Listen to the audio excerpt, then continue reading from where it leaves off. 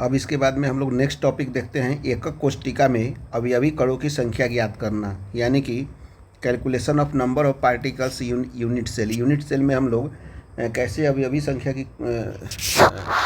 कणों की संख्या कैसे ज्ञात करेंगे, इसे हम लोग देखेंगे। जैसे मान लीजिए कि यहाँ पे हम एक यूनिट सेल हम बनाते हैं। आप देखिएगा, समझने की कोशिश कीजिएगा। ये आपका यूनिट सेल हुआ। सपोज कीजिए कि ये आपका यूनिट सेल हुआ, तो इस यूनिट सेल के बीच बीच में आपका एक कर्व है। ठीक उसी तरह से एक दूसरा यूनिट सेल भी हम बना सकते हैं।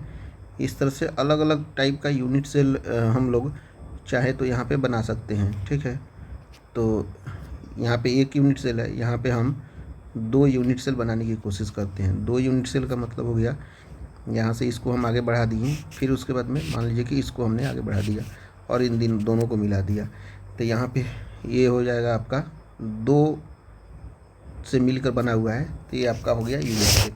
इस तरह से 4 का, 8 का, 16 का आप लोग बना सकते हैं। हम लोग इतना अभी रखते हैं।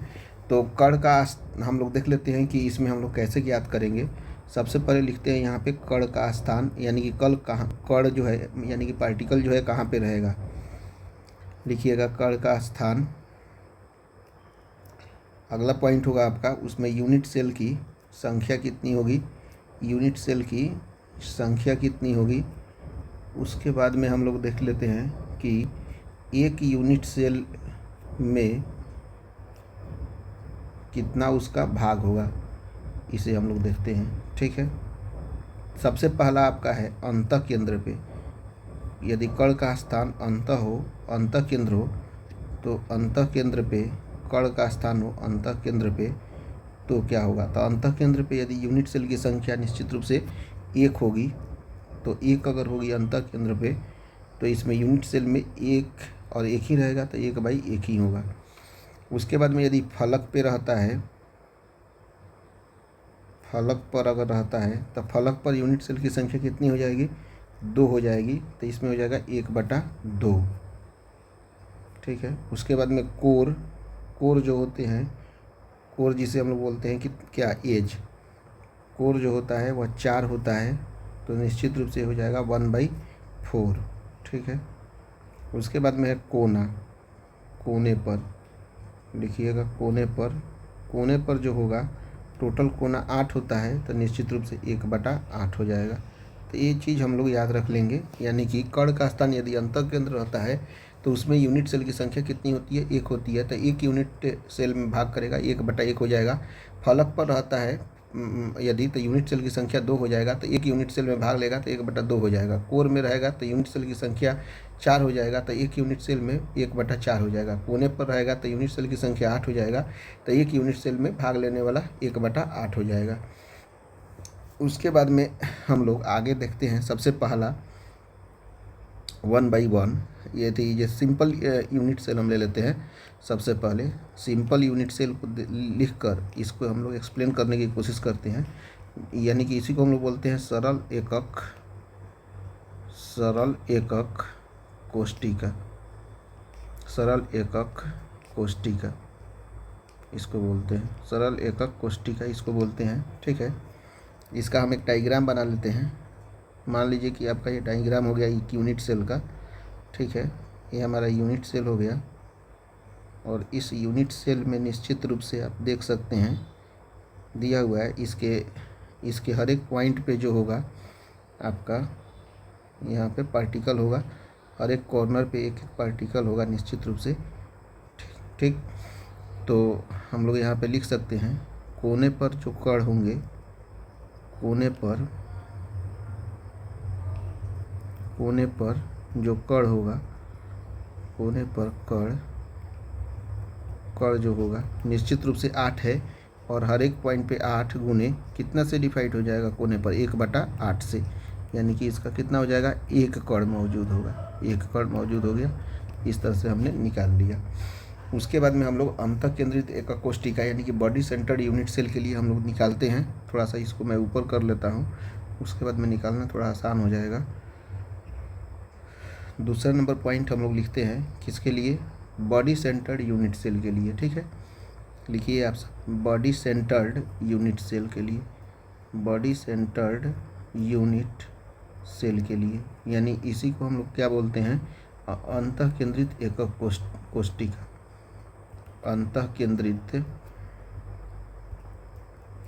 एकक कोष्टिका, अंतः केंद्रित एकक कोष्टिका।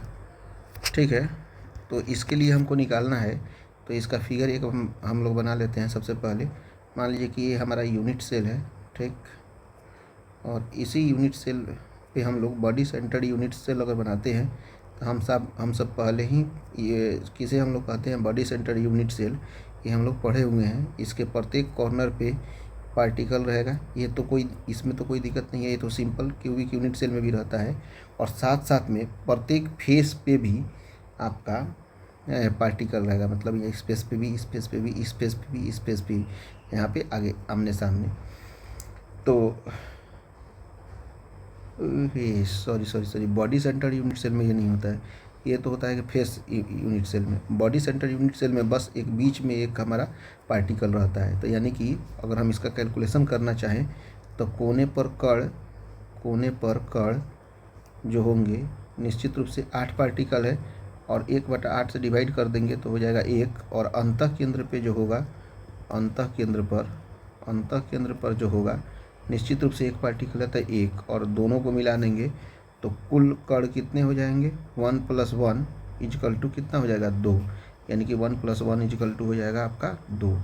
इस तरह से हमने बॉडी सेंटर यूनिट सेल के लिए निकाल लिया।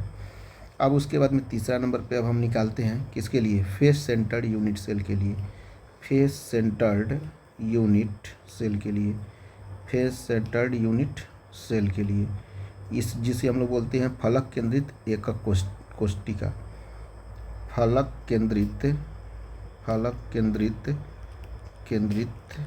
एकक कोष्टिका, फलक केंद्रित एकक कोष्टिका। ठीक है, तो इसके लिए भी हम एक डायग्राम बना देते हैं कि फेस सेंटर यूनिट, ऑलरेडी इसके बारे में हम लोग अध्ययन कर चुके हैं। आप पिछला वीडियो देखिएगा तो आपको पता चल जाएगा, जहाँ पे हमने अलग अलग सभी का बताया था कि face centre unit cell, body centre unit cell और सिंपल क्यूबिक यूनिट सेल किसे कहते हैं। इसमें सभी कॉर्नर पे एक एक पार्टिकल रहेगा, ये इसमें तो कोई दिक्कत नहीं है, और इसके सभी फेस पे भी एक एक पार्टिकल रहेगा, 1 2 3 4, और आमने सामने भी रहेगा। तो यहाँ पे हम अगर कैलकुलेशन करना चाहें तो इसके कोने पर जो कण होंगे, कोने पर कण निश्चित रूप से हो जाएगा 8 × 1/8 यानी कि 1 हो जाएगा। और फलक पर जो कण होंगे, फलक पर कण जो होंगे वह हो जाएंगे 6 × 1/2 = हो जाएगा 2 3 6। इसीलिए टोटल कुल कण जो होंगे, कुल कण कितने हो जाएंगे, 1 + 3 = कितने हो जाएंगे, 4 हो जाएंगे। अब उसके बाद में हम लोग नेक्स्ट यानी कि 4 नंबर पे हम लोग देखते हैं। 4 नंबर पे आपका है क्या है, end centred unit cell, end centred unit cell, end centred unit cell, जिसे हम लोग बोलते हैं अंत्य केंद्रित एकक कोष्टिका, अंत्य केंद्रित एकक कोष्टिका। ठीक है, यहाँ से आप देखिएगा तो हो जाएगा आपका, मान लीजिए कि ये आपका एक यूनिट सेल हो गया। ठीक है,